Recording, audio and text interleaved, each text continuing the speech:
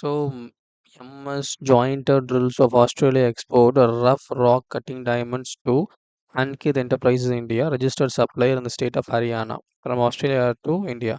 Ankit Enterprises is expected to process them into tools and export the same to supplier in Australia. So, work process is work is done here. Work order. The process does not involve any sophisticated process other than cutting and polishing and fining. Mrs. Ankit Enterprises requests Mrs. Joint or drillers to use such tools for business in India for 3 months, which is agreed to be by the supplier. He is then exported to Australian supplier, invoicing to 12 lakhs for processing it into a required tool.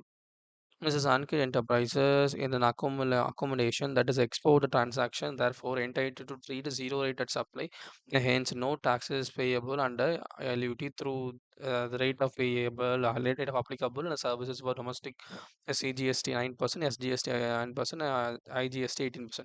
State the provision relating to the above service, sub, uh, above supply of service, and explanation whether the stake taken by Mrs. Ankit Enterprises is correct, and also determine the tax, if applicable. The goods are now moving out of Haryana. First, the goods is taken from Australia to got into India. Then, after it is being processed, then back after 3 months, it has been sent out. For this process, he is charging 12 lakhs. It is works a work order, but it's not importing. It's not importing. It's being imported for manufacturing, and then after it has been sent back. It is not used by the organization.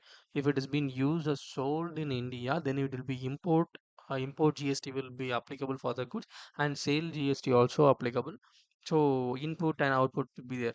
But in the case of selling, if he has LUT, that is export at section 13, one of the condition of the supply of service qualify as export of service is that the place of supply is the same service, must be outside India.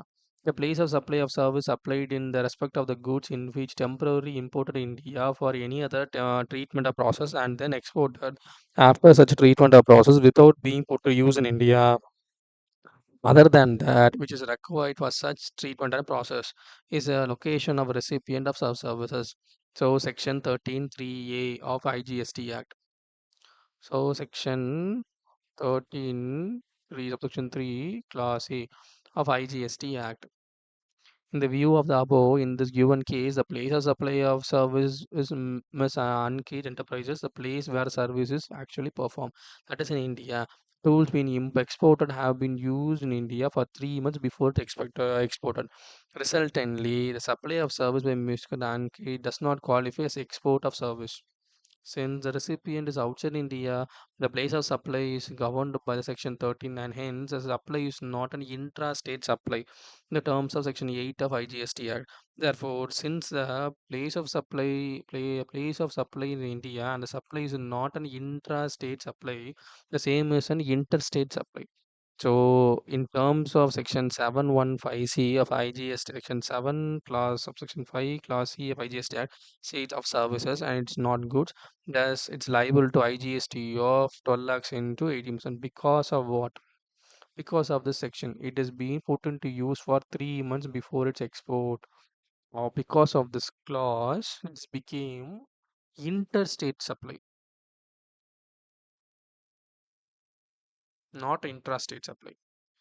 So, for this reason, it is taxable.